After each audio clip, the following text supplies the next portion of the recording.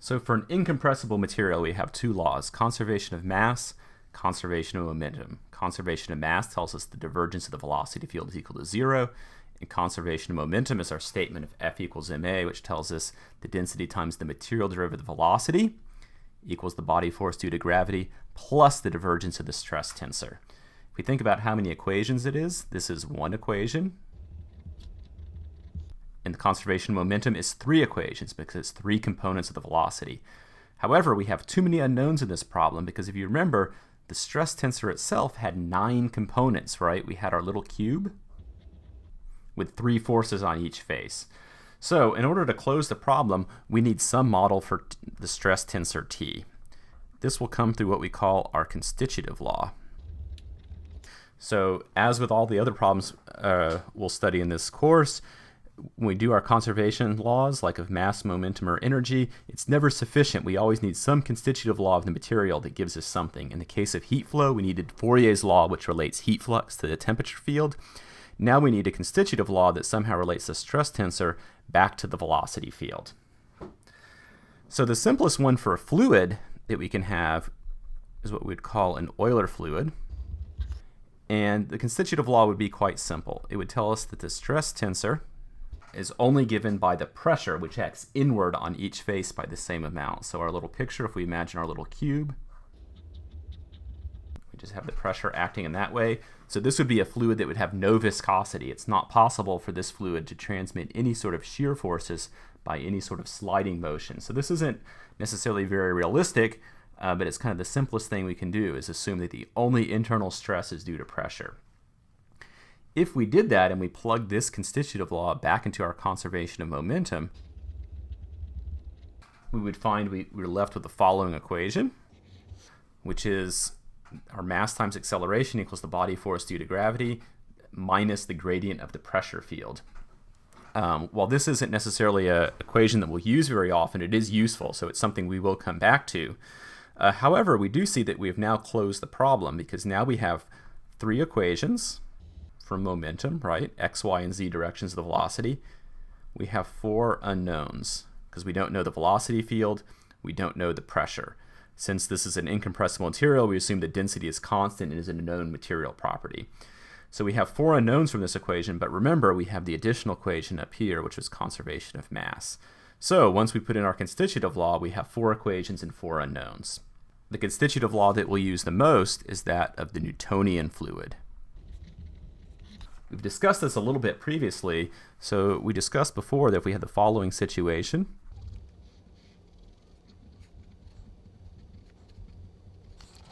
that if I took a plate above another solid surface, I filled the gap with a fluid, and I pulled with a force, that the force that we would measure would end up being proportional to some coefficient that we call the viscosity times the velocity with which I pull that plate divided by the gap height.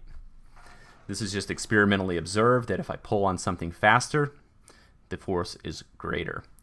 The generalization of this for an incompressible material is the following. Just like with Euler's equation, we have the pressure acting inward, but we have an additional component to our stress tensor due to velocity gradients. So what do we mean by the velocity gradient?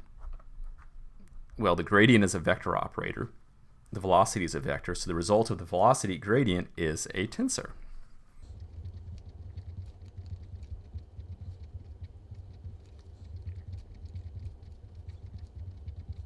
So the velocity gradient tensor has 9 components, which is the derivative of each component of the velocity, u, v, and w, in the directions x, y, and z.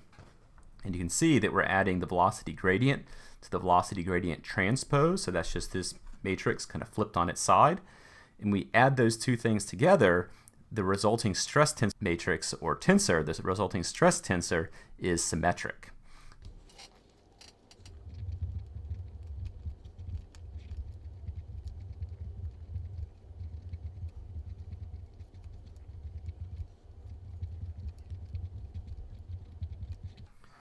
So if I simply take the sum of the velocity gradient tensor and its transpose, I get the following, where these other elements on the off diagonal here, these 3 elements are symmetric with those 3 elements.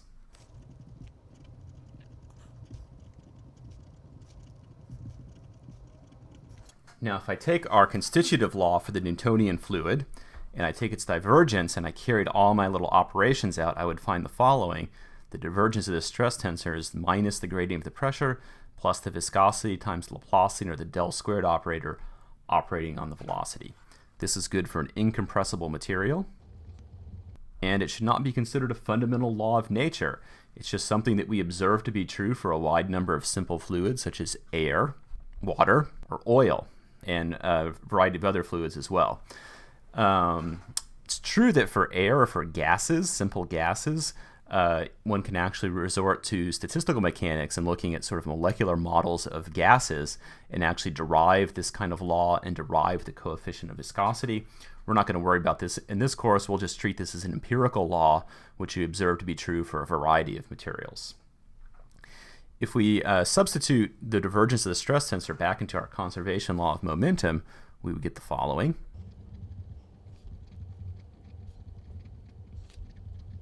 Coupled with conservation of mass, this would be a complete statement of a problem, because now we have three equations for momentum, one equation for mass, so four total equations, and we have four unknowns, the three components of the velocity and the pressure. If we write this out in component form, it's useful to do that once, so let's just go ahead and do that.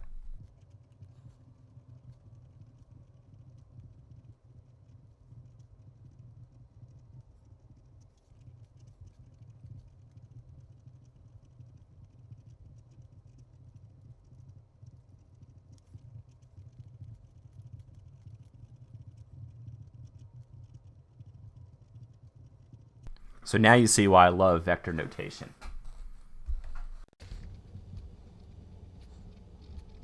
So we said that our constitutive law is that the stress tensor is equal to minus pressure.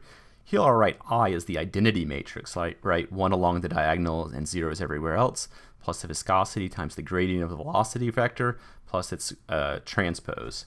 So let's think about this a little bit. We're saying that stresses are related to gradients and velocity. So let's think a little bit about what gradients and velocity means. So let's start by imagining 2 points, A, B, separated by a distance dx.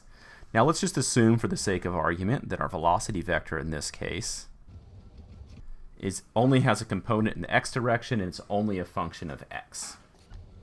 So our point A at some later time moves to point little a, the red point, and point B moves to point little b, the other red point. So we can discuss the strain of this. We define as the change in length.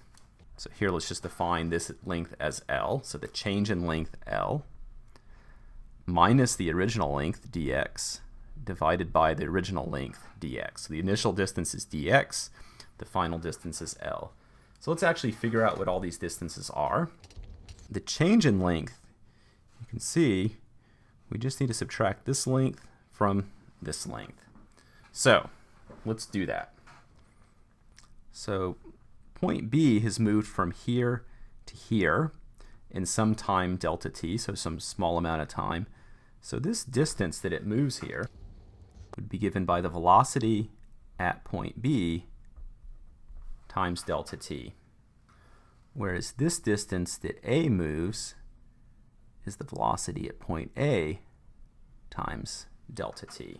So that means our total length L will be given by the distance that B moves, so this total distance from big A to little b, which is dx plus the velocity at B times delta t, right? That's that distance,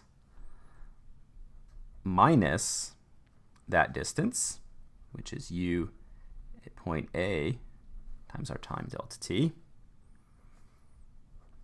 So dx plus ub delta t is the distance from here to here.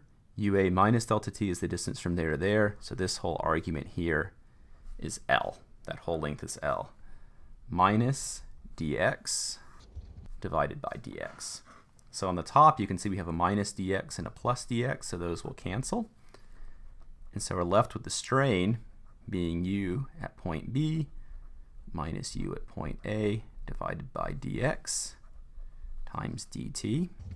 Or we could think of this as a rate equation, that the rate of strain, or the strain rate, is given by this small change in velocity from point A to B divided by dx, which we also know as the partial derivative of u with respect to x. So if we have gradients in the u velocity in the x direction, that gives us the rate of strain that 2 points are separating, so they're being elongated, the rate that they're moving apart from each other. Now let's consider something slightly more complicated. So we have a coordinate system, x, y. We're going to define 3 points that are initially all kind of defined by this right angle. So there's an origin. There's a point here, we'll call it B.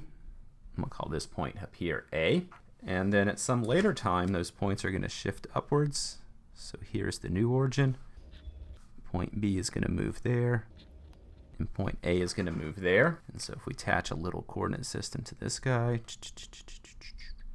like so, we have 2 angles. We'll call this angle alpha and this angle beta. And so if we do a little geometry, we can sort of see how the velocity field moves these points around. Let's say we want to figure out what this angle is here, beta.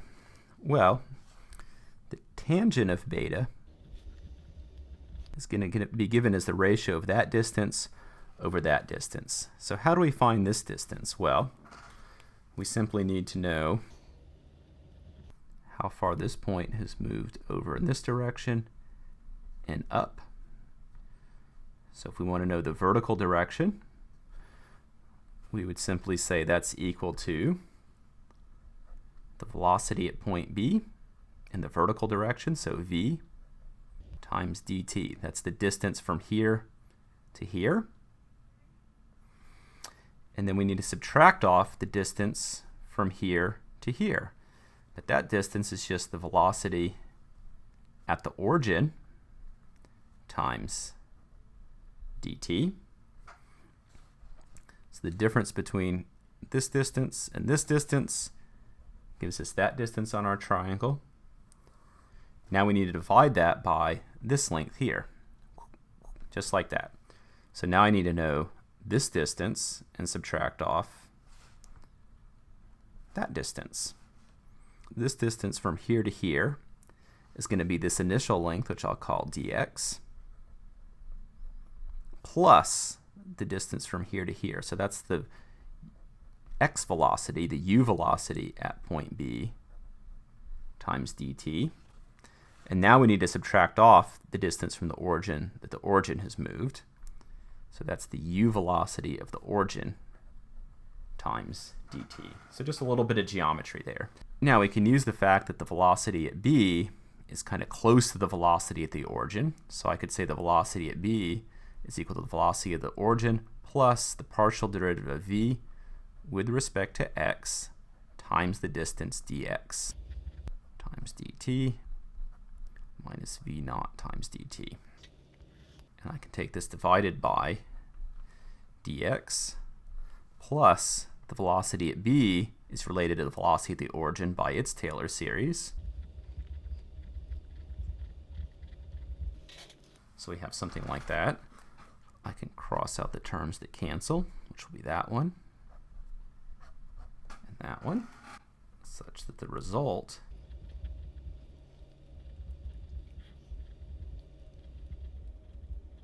looks something like that.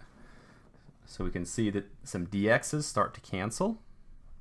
So that just becomes 1. That cancels. And on the bottom here, I have 1 plus something small. So if I'm going to take the limit as dt goes to being small, I can essentially ignore this term. So that means that the rate of change of the tangent of the angle beta, which for small changes is going to be equal to the rate of change of the angle beta, is equal to partial v with respect to x. So if I have a velocity field that looks like this, so it has a gradient in the vertical velocity in the x direction, and I have 2 points, right? They start off like that, they end up like that. We have this kind of shearing motion, and that relates to the rate of change of this angle beta. Now, I could do the same thing for alpha. I'm not going to perform the analysis here because it's a little bit boring to watch. But if I did the analysis for alpha, I would find that d alpha dt is equal to the partial derivative of u with respect to y.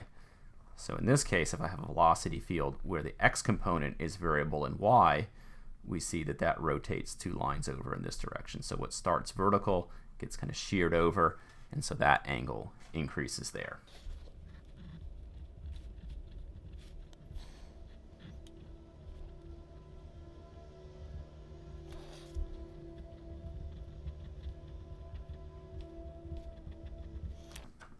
So what does all this mean then? So the rate of change at this angle alpha is equal to the derivative of the u velocity with respect to y, and the rate of change at this angle beta is equal to the derivative of the v velocity with respect to x.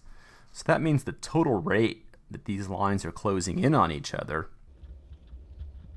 alpha plus beta, is equal to partial u with respect to y plus partial v with respect to x. However, the difference between these two things, these two angles, would be partial v with respect to x minus partial u with respect to y, and that would be related to rotation, right? Because these points, the angle could not change, but they could rotate, right? So if this one is increasing and that one is decreasing, then that represents a rotation of our elements, that they started off initially at right angles and they were later at right angles, but they were just had rotated. So the difference between these two velocity gradients gives us rotation, where this is giving us strain. It's giving us things collapsing and sort of closing in on each other. So this is really deformation of the material when we add these two velocity gradients, and this is the material rotating when we take the difference between these two velocity gradients. And it's this term that shows up in our tensor, right? Because if we remember our tensor, now let's just write this in 2D just to keep things a little bit simpler. So if we wrote out all the elements in 2D, the diagonal components, partial v with respect to x and partial v with respect to y, represents 2 points that are being pulled apart from each other, so pulled apart in that direction. And whereas the off-diagonal elements, which in this case there's only one of them, partial u with respect to x plus partial v with respect to y, refers to the rate that these angles are closing in on each other and the rate the element is deforming. This rotation piece is essentially removed from the original velocity gradient. So this rotation piece doesn't affect the internal stress of the material. So if a body is rotating, that doesn't necessarily have to generate internal stresses in the material. Let's discuss what happens at solid boundaries.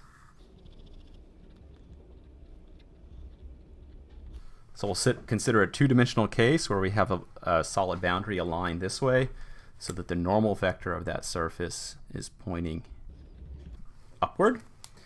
And first we need to know what the boundary condition for the fluid is at this case. So it turns out that this isn't really a strong theoretical law, but more of an empirical observation, is that the velocity is equal to 0.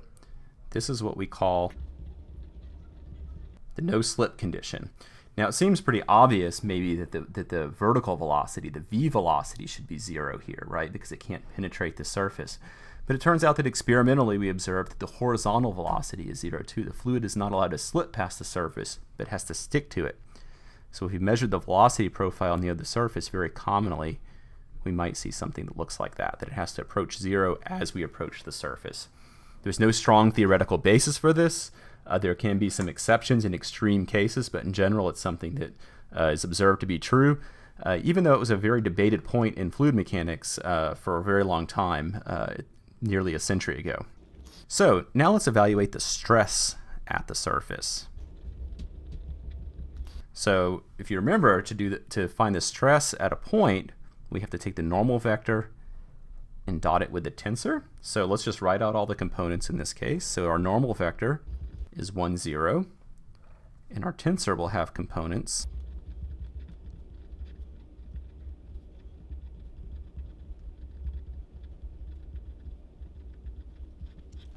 so all we need to do is take this product, find what n dot t is. However, before we do that, we should observe that some of the terms in the tensor are equal to 0. So first of all, since the velocity u has to be 0 at every point along the surface. If we're evaluating n dot t on the surface, it can't change because it's 0 everywhere. So the derivative of u with respect to x is equal to 0.